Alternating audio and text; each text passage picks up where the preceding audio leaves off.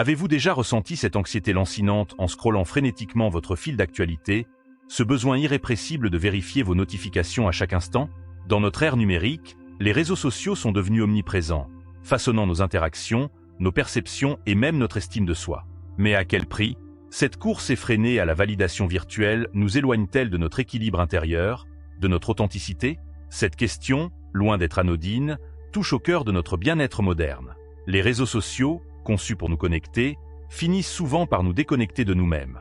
Nous nous retrouvons pris dans un tourbillon d'émotions, oscillant entre l'euphorie d'un post viral et l'amertume d'un contenu ignoré. Cette montagne russe émotionnelle érode subtilement notre sérénité, notre capacité à trouver le bonheur en dehors de ces plateformes virtuelles. Pourtant, imaginez un instant pouvoir naviguer dans ce monde numérique avec la sagesse d'un philosophe antique, alliant la profondeur de pensée d'un Marc Aurèle à l'agilité d'un utilisateur moderne. Et si je vous disais que cette alchimie est non seulement possible, mais qu'elle pourrait transformer radicalement votre expérience en ligne? C'est précisément ce voyage fascinant que je vous propose d'entreprendre aujourd'hui. En vous abonnant à la chaîne Esprit Stoïcien et en activant les notifications, vous vous ouvrez à un monde de réflexion profonde et d'outils pratiques pour cultiver votre sérénité intérieure dans ce tumulte numérique. Chaque vidéo est conçue comme une pierre à l'édifice de votre sagesse personnelle, vous permettant de construire, pas à pas, une relation plus équilibrée et épanouissante avec les réseaux sociaux. Je vous invite à suivre attentivement chaque partie de cette vidéo, car elle s'imbrique telles les pièces d'un puzzle, révélant progressivement une image complète de ce que peut être une utilisation éclairée des réseaux sociaux. Préparez-vous à un voyage transformateur au cœur de la philosophie stoïcienne appliquée à notre réalité numérique. Ensemble, nous allons explorer comment maîtriser les réseaux sociaux avec la sagesse d'un philosophe antique, tout en restant pleinement ancrés dans notre monde moderne. Commençons notre voyage à travers l'application des principes stoïciens à l'ère numérique, en explorant comment la sagesse antique peut nous guider dans notre utilisation moderne des réseaux sociaux. Au cœur de cette approche se trouve un concept fondamental, la dichotomie du contrôle. Cette notion, chère à Épictète, nous invite à distinguer ce qui relève de notre pouvoir de ce qui lui échappe. Dans le contexte des réseaux sociaux, cette distinction devient un outil précieux pour naviguer sereinement dans ces eaux parfois tumultueuses. Réfléchissez un instant à votre dernière publication sur un réseau social. Vous avez soigneusement choisi le contenu, peaufiné le texte, peut-être même retouché la photo. Ces éléments étaient sous votre contrôle. Mais qu'en est-il des réactions que votre post a suscitées? Les j'aime, les partages, les commentaires, qu'ils soient positifs ou négatifs, échappent totalement à votre influence directe. Le stoïcisme nous enseigne à concentrer notre énergie et notre attention sur ce que nous pouvons maîtriser, nos actions, nos intentions, nos jugements. En appliquant ce principe, vous pouvez transformer radicalement votre expérience sur les réseaux sociaux. Au lieu de vous inquiéter du nombre de j'aime ou de vous comparer constamment aux autres, focalisez-vous sur la qualité de votre contribution. Posez-vous ces questions. Est-ce que mon post reflète mes valeurs? Ai-je exprimé sincèrement ce que je voulais partager? Mon intention était-elle bienveillante? En vous concentrant sur ces aspects, vous reprenez le contrôle de votre expérience en ligne. Cette approche m'évoque une expérience personnelle qui illustre parfaitement ce concept. Il y a quelques mois, j'ai publié une vidéo sur le stoïcisme qui m'avait demandé des semaines de travail. J'étais fier du contenu, convaincu de sa pertinence et de son utilité pour mon audience. Cependant, les premiers retours ont été mitigés, avec quelques commentaires particulièrement critiques. Ma réaction initiale fut le découragement. Puis, je me suis souvenu de la dichotomie du contrôle. J'ai réalisé que j'avais fait de mon mieux dans la création de cette vidéo, en accord avec mes valeurs et mes intentions. Les réactions des autres, qu'elles soient positives ou négatives, ne dépendaient pas de moi. Cette prise de conscience m'a permis de retrouver ma sérénité et de continuer à créer du contenu avec passion, sans me laisser paralyser par la peur du jugement. En adoptant cette approche, vous découvrirez une liberté nouvelle dans votre utilisation des réseaux sociaux. Vous ne serez plus l'esclave des métriques ou de l'approbation des autres. Vous agirez en accord avec vos valeurs, trouvant satisfaction dans l'acte même de créer et de partager, indépendamment des réactions extérieures. Cette liberté nouvellement acquise nous conduit naturellement à notre deuxième principe stoïcien, cultiver l'indifférence face au flux d'informations. Dans le monde hyperconnecté d'aujourd'hui, nous sommes constamment bombardés de données. Les réseaux sociaux amplifient ce phénomène, créant un flux ininterrompu de nouvelles, de tendances et d'opinions. Face à cette avalanche, le stoïcisme nous offre un concept précieux, l'indifférence. Attention, il ne s'agit pas ici d'apathie ou de désintérêt, mais plutôt d'une forme de détachement éclairé. L'indifférence stoïcienne, ou apathie en grec, consiste à ne pas se laisser perturber par les événements extérieurs. Appliquée aux réseaux sociaux, cette notion nous invite à développer une attitude plus équilibrée face au flux constant d'informations. Il s'agit de filtrer ce qui mérite vraiment notre attention, sans se laisser emporter par chaque nouvelle tendance ou polémique éphémère. Pour mettre en pratique cette indifférence stoïcienne, commencez par prendre du recul. Avant de réagir impulsivement à un post ou une nouvelle, accordez-vous un moment de réflexion. Demandez-vous, cette information a-t-elle une réelle importance pour ma vie? Est-elle alignée avec mes valeurs et mes objectifs? Cette pause contemplative vous permettra de filtrer le bruit et de vous concentrer sur ce qui compte vraiment. Une technique efficace pour cultiver cette indifférence est la pratique de la vue d'en haut, chère à Marc Aurèle. Imaginez-vous regardant la Terre depuis l'espace. De cette perspective cosmique, la plupart des sujets qui enflamment les réseaux sociaux paraissent bien insignifiants. Cette visualisation vous aidera à garder les choses en perspective et à ne pas vous laisser submerger par le tumulte quotidien des médias sociaux. Pour illustrer cette notion, pensons à un jardinier zen face à son jardin. Chaque matin, il observe attentivement les nouvelles pousses, les feuilles tombées, les changements subtils dans son environnement. Il choisit avec soin où concentrer ses efforts, quelles plantes tailler, quelles zones nourrir. Il ne s'agite pas frénétiquement pour réagir à chaque feuille qui tombe ou à chaque bourgeon qui éclot. Au contraire, il agit avec discernement, en harmonie avec les rythmes naturels de son jardin. De la même manière, en cultivant l'indifférence stoïcienne, vous devenez le jardinier zen de votre flux d'informations sur les réseaux sociaux. Cette approche vous libérera de l'anxiété et du stress souvent associés à une utilisation intensive des réseaux sociaux. Vous ne vous sentirez plus obligé de réagir à chaque publication ou de vous tenir constamment informé des dernières tendances. Au lieu de cela, vous développerez une relation plus saine et équilibrée avec ces plateformes, les utilisant comme des outils pour enrichir votre vie plutôt que comme des sources de distraction constante. Cette attitude de détachement éclairé nous amène naturellement à considérer l'exercice de la vertu dans l'espace numérique. Le stoïcisme place la vertu au cœur de sa philosophie, la considérant comme le bien suprême et la clé du bonheur véritable. Les 4 vertus cardinales, sagesse, justice, courage et tempérance, peuvent sembler abstraites ou désuètes à première vue. Pourtant, elles trouvent une application concrète et puissante dans notre vie numérique, en particulier sur les réseaux sociaux. Commençons par la sagesse, ou phronésie en grec. Dans le contexte des réseaux sociaux, elle implique de faire preuve de discernement dans nos interactions en ligne. Cela signifie réfléchir avant de publier, vérifier les sources d'informations avant de les partager, et chercher à comprendre les différents points de vue plutôt que de réagir impulsivement. La sagesse numérique, c'est aussi savoir quand se déconnecter pour préserver son équilibre mental. La justice, ou dikaiosune, nous invite à traiter les autres avec équité et respect, même dans l'anonymat relatif du monde en ligne. Cela implique de ne pas participer à des comportements toxiques comme le harcèlement en ligne ou la propagation de désinformation. Au contraire, utilisez votre présence en ligne pour promouvoir l'équité, défendre les causes justes et amplifier les voix qui méritent d'être entendues. Le courage, Andrea en grec, prend une nouvelle dimension sur les réseaux sociaux.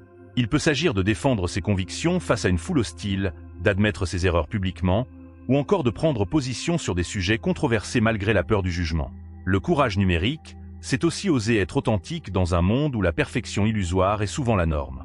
Enfin, la tempérance, ou sophrosune, est peut-être la vertu la plus cruciale à l'ère des réseaux sociaux. Elle nous appelle à la modération dans notre utilisation de ces plateformes. Cela signifie établir des limites saines, résister à l'impulsion de vérifier constamment nos notifications et maintenir un équilibre entre notre vie en ligne et hors ligne. L'histoire de Caton, le jeune, résume bien cette idée d'exercer la vertu dans l'espace public.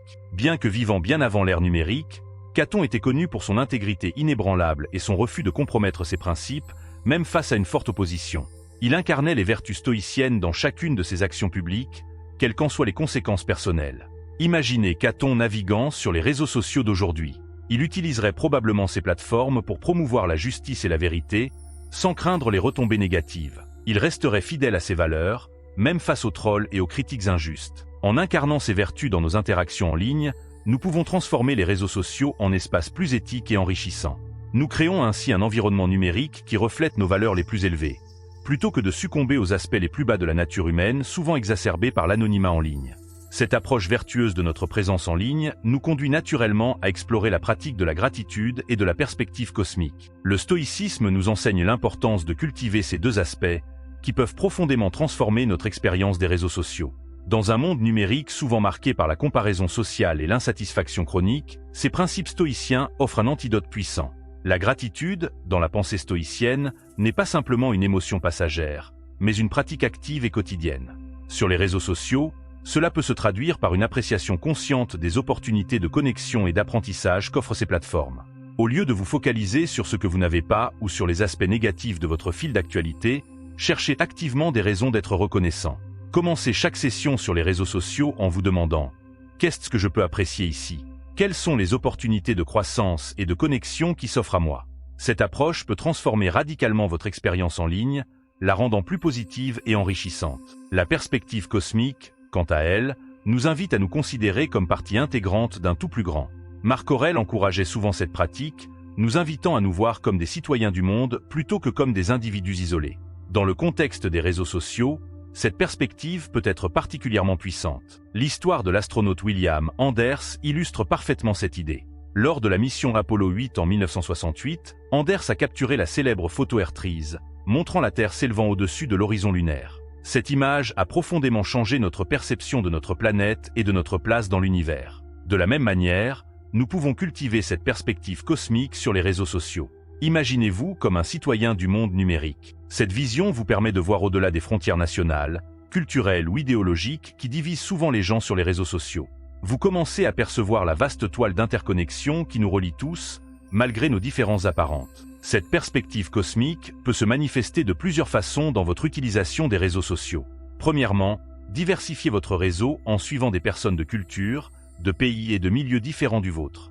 Cela élargira votre compréhension du monde et vous aidera à voir au-delà de votre bulle sociale. Deuxièmement, engagez-vous dans des conversations globales en participant à des discussions sur des enjeux mondiaux, en gardant à l'esprit notre interconnexion fondamentale en tant qu'être humain partageant une même planète. Troisièmement, partagez des connaissances et des perspectives uniques en utilisant votre présence en ligne pour contribuer à l'enrichissement collectif, en partageant vos expériences et vos connaissances uniques. Enfin, pratiquez l'empathie numérique. Avant de réagir à un post qui vous irrite ou vous met en colère, essayez de vous mettre à la place de l'autre personne. Quelle pourrait être son histoire? Quelles expériences ont pu façonner son point de vue? En cultivant la gratitude et la perspective cosmique, vous transformez votre expérience des réseaux sociaux. Au lieu d'être une source de stress ou de comparaison négative, ces plateformes deviennent des outils pour élargir votre compréhension du monde et approfondir votre connexion avec l'humanité dans son ensemble. Cette transformation de notre rapport aux réseaux sociaux nous amène naturellement à explorer l'art du détachement et la quête du bonheur intérieur. Dans l'univers scintillant des réseaux sociaux, où chaque notification semble promettre une dose de dopamine, le stoïcisme nous rappelle une vérité fondamentale. Le véritable bonheur ne dépend pas de la validation externe. Cette philosophie ancienne nous invite à pratiquer l'art du détachement, particulièrement pertinent à l'ère des j'aime, des partages et des abonnés. Le détachement stoïcien ne signifie pas l'indifférence totale ou le rejet des réseaux sociaux. Il s'agit plutôt de cultiver une relation plus saine avec ces plateformes, en comprenant que notre valeur et notre bonheur ne dépendent pas du nombre de j'aime que nous recevons ou de la perfection apparente de nos profils en ligne. Pour mettre en pratique ce détachement, commencez par examiner votre relation actuelle avec les réseaux sociaux. Vous sentez-vous anxieux lorsque vous ne vérifiez pas vos notifications pendant un certain temps? Votre humeur fluctue-t-elle en fonction des réactions à vos publications? Si c'est le cas, il est temps d'appliquer les principes stoïciens pour retrouver votre équilibre intérieur. Une technique efficace consiste à pratiquer régulièrement des jeûnes de réseaux sociaux. Commencez par de courtes périodes, peut-être 1 heure par jour ou 1 journée par semaine, où vous vous déconnectez complètement. Utilisez ce temps pour vous reconnecter avec vous-même, pour pratiquer la réflexion ou pour vous engager dans des activités qui nourrissent votre âme indépendamment de toute validation externe. La pensée de Sénèque résonne particulièrement dans ce contexte. Il conseillait de vivre comme si nos actions étaient observées par un sage stoïcien. Transposé à l'ère numérique, cela pourrait signifier utiliser les réseaux sociaux non pas pour impressionner les autres ou gagner leur approbation, mais pour partager authentiquement et contribuer positivement, comme si Épictète lui-même surveillait notre fil d'actualité. Imaginez un instant que chaque fois que vous vous apprêtez à publier quelque chose sur les réseaux sociaux, vous vous posiez la question « Qu'en penserait Sénèque ?» Cette simple réflexion pourrait vous amener à reconsidérer certaines publications impulsives, à approfondir vos réflexions avant de les partager, ou à choisir de garder certaines expériences pour vous-même, préservant ainsi votre intimité et votre paix intérieure. Cette approche du détachement stoïcien nous ramène à la notion de dichotomie du contrôle évoquée au début de notre discussion. En vous détachant de la quête effrénée de validation externe, vous reprenez le contrôle de votre expérience en ligne. Vous n'êtes plus à la merci des algorithmes ou des réactions des autres. Au contraire, vous utilisez les réseaux sociaux de manière intentionnelle, comme un outil pour enrichir votre vie et celle des autres, plutôt que comme une source de validation ou de comparaison sociale. En pratiquant cet art du détachement, vous pourriez découvrir une forme de liberté inattendue. Les réseaux sociaux cessent d'être une source d'anxiété ou de dépendance pour devenir un espace d'expression authentique et de connexion significative. Vous pourriez vous surprendre à publier moins fréquemment, mais avec plus de profondeur et de sincérité. Ou peut-être choisirez-vous de consacrer plus de temps à interagir de manière significative avec le contenu des autres, plutôt que de vous soucier constamment de votre propre image en ligne. Mes amis stoïciens, tout au long de cette vidéo, nous avons exploré comment les principes millénaires du stoïcisme peuvent transformer notre relation avec les réseaux sociaux, nous guidant vers une utilisation plus équilibrée et épanouissante de ces outils modernes. En appliquant la dichotomie du contrôle, en cultivant l'indifférence face au flux d'informations, en exerçant les vertus dans l'espace numérique, en pratiquant la gratitude et la perspective cosmique, et en maîtrisant l'art du détachement, nous pouvons naviguer dans le monde des réseaux sociaux avec la sagesse d'un philosophe antique. Ces principes ne sont pas de simples concepts théoriques, mais des outils pratiques que vous pouvez commencer à mettre en œuvre dès aujourd'hui. Comme nous l'avons vu avec l'exemple du jardinier zen, vous pouvez commencer par observer votre flux d'informations avec un détachement bienveillant, choisissant consciemment où concentrer votre attention. Ou encore, inspirez-vous de Caton le Jeune en restant fidèle à vos valeurs dans vos interactions en ligne, même face à l'adversité. Je vous invite maintenant à réfléchir. Comment pouvez-vous appliquer ces principes stoïciens dans votre utilisation quotidienne des réseaux sociaux? Quels changements, même minimes, pourriez-vous apporter dès aujourd'hui pour cultiver une relation plus saine avec ces plateformes? Je vous encourage vivement à partager vos réflexions et vos expériences dans les commentaires ci-dessous. N'oubliez pas que ce voyage vers une utilisation plus consciente des réseaux sociaux est un processus continu. Chaque jour offre de nouvelles opportunités d'appliquer ces principes stoïciens, de grandir et d'approfondir votre sagesse. Alors, mes amis, êtes-vous prêts à embrasser la voie du stoïcien numérique, à transformer votre expérience en ligne en un voyage d'épanouissement personnel et de connexion authentique? Le pouvoir est entre vos mains. Commencez dès maintenant, et vous pourriez être surpris de la profonde transformation qui vous attend. N'oubliez pas de vous abonner à la chaîne Esprit Stoïcien pour plus de contenus inspirants sur l'application de la philosophie stoïcienne dans notre vie moderne. Ensemble, cultivons la sagesse, la résilience et l'équilibre intérieur, un poste à la fois.